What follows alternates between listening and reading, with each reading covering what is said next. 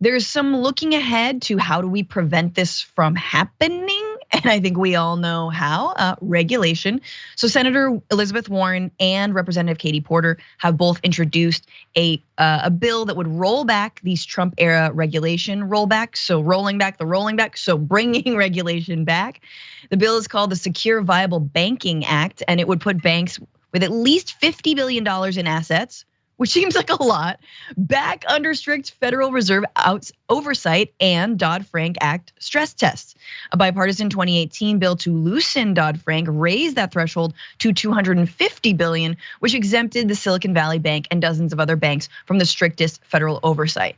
I mean, and this is where we are, Jayar. It's like, if $50 billion, which honestly seems like a hell of a lot of money to me, if that is enough to cause panic in the marketplace that maybe other banks would go over, then that is a bank big enough to regulate. So you got to regulate it. Anytime they're trying to fight and lobby against those regulations, that's always a good an indication of what they're trying to avoid. Again, it all depends on where people are in society.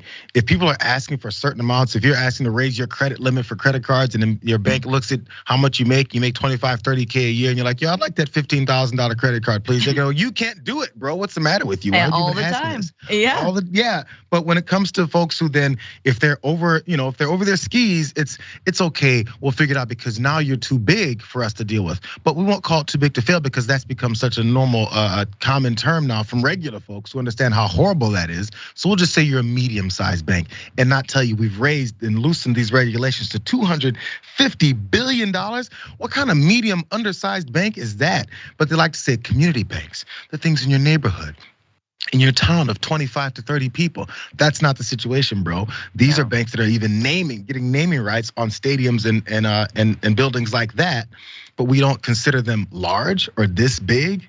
They do. I mean, what's interesting, right, is like the right has no line on this, right? Like their line, as we've covered, is just the bank was too woke. But are they gonna be voting for this Porter-Warren bill? Nah, they don't want more regulations on banks.